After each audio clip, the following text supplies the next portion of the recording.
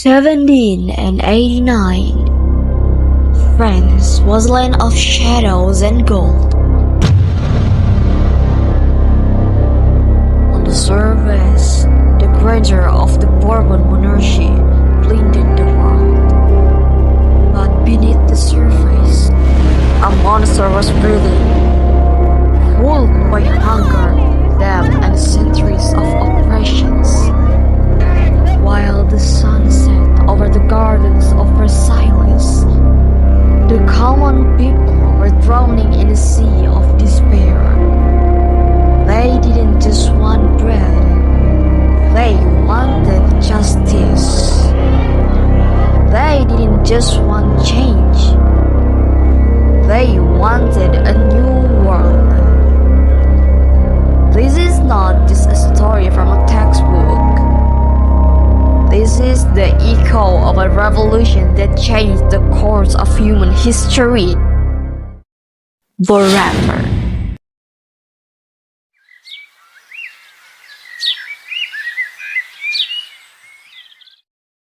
Apakah kalian tahu? Prancis pada tahun 1789, sebuah negara yang di luarnya hanya terlihat kemegahan, namun di dalamnya terdapat kebusukan.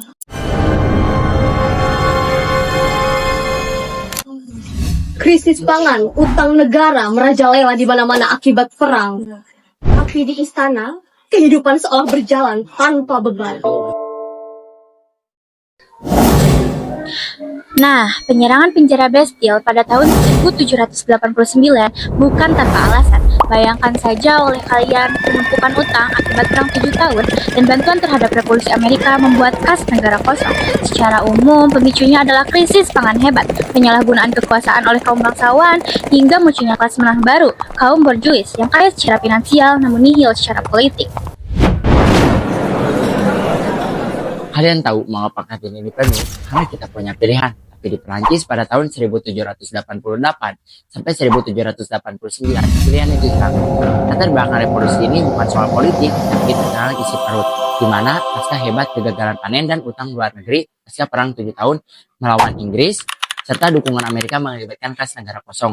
Raja Louis XVI terjebak dalam sistem metodisme, di mana penjabat dipilih sebagai garis keturunan, bukan tentang kompetensi. Akibatnya, kebijakan potensial lumpuh total. While the nobles feasted in Versailles, the commoners were hunted like prey by tax collector. Kalian pikir aku lebih parah, tapi Marie Antoinette jauh lebih parah. Let them eat cake. Let them eat cake! Di tengah keting kelaparan, Versailles adalah pusat hedonisme.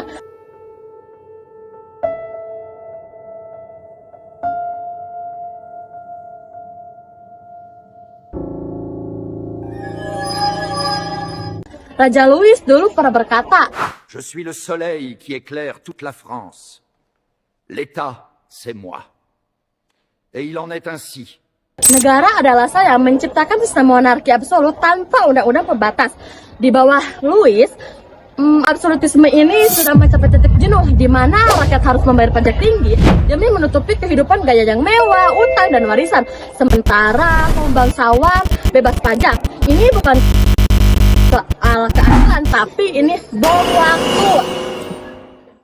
Fun fact, let them eat cake was a propaganda. The real one was, pardon me, sir, I did not mean to step on your foot. Bom waktu itu meledak lewat pikiran tokoh humanisme bicara. Voltaire menuntut kebebasan beragama.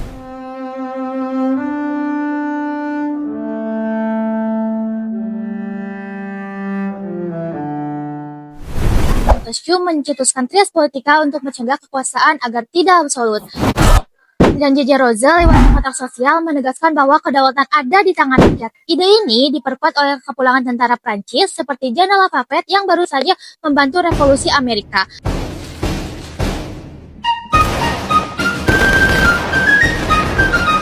Oh, so this is a simulations in the American War.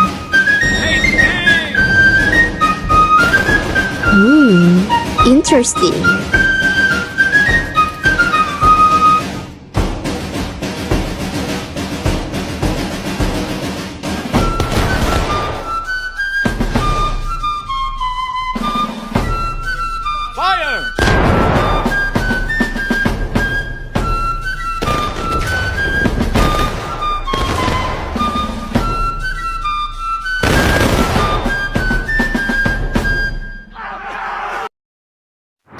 Mereka membawa pulang satu kata, yaitu demokrasi.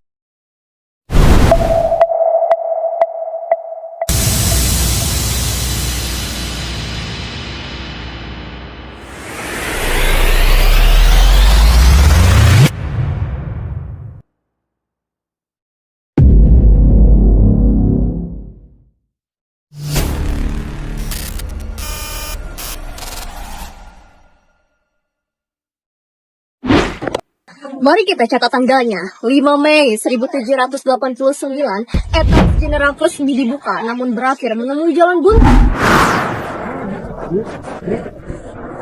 À bas les privilèges! Vive le tiers-état! Golongan ketiga yakni rakyat luwak dan pada 17 Juni 1789 memproklamirkan diri mereka sebagai Assemblée Nationale. Namun, puncaknya ada pada 20 Juni 1789. Di lapangan tenis, mereka bersumpah bahwa mereka tidak akan bubar sebelum adanya konstitusi.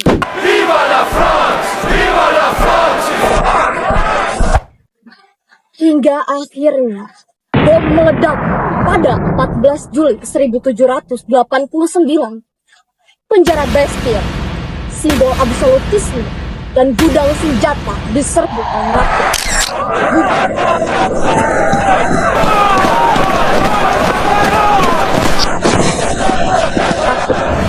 Gubernur Delaunay dipenggal, kepalanya diarak, yang membuktikan bahwasanya revolusi resmi berdarah. Setelah Bastille jatuh pada tanggal 26 Agustus tahun 1789, lahir sebuah deklarasi bernama Declaration des droits de l'homme et du citoyen. Prancis menjadi monarki konstitusional, tapi rakyat pecah. Kaum borjuis ingin raja tetap ada sebagai simbol, sedangkan rakyat jelata ingin republik total. Ketegangan memuncak pada tanggal 10 Agustus tahun 1792, di mana Kastil Tuileries diserbu. Raja ditahan pada tanggal 21 September tahun 1792, dan Prancis resmi menjadi republik. Republik bukan berarti damai. Kemudian Robin Spire, pemimpin besi yang lewat komitmen keamanan keadilan. Inilah masa teror. 1793 hingga 1794. Siapapun yang dianggap musuh revolusi, kepalanya berakhir di Golitan, termasuk Louis XVI pada 21 Januari 1793 dan Marie Antoinette di tahun yang sama.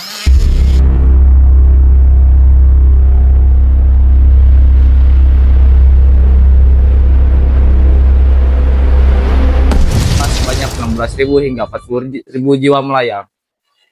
Hingga akhirnya Robespierre sendiri dieksekusi pada 27 Juli 1794.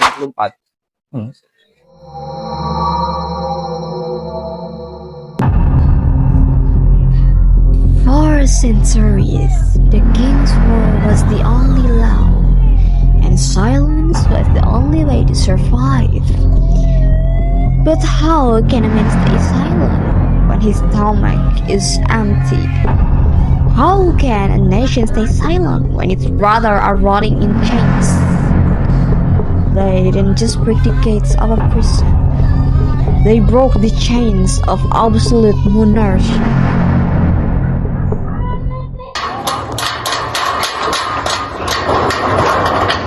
Lalu siapa yang menghentikan kekacauan ini? Napoleon Bonaparte lewat kudeta 9 November 1799 Brumaire. J'ai trouvé la couronne de France dans le ruisseau et je l'ai placée sur ma tête. Je suis le premier à reconnaître mes erreurs, mais je n'en fais pas.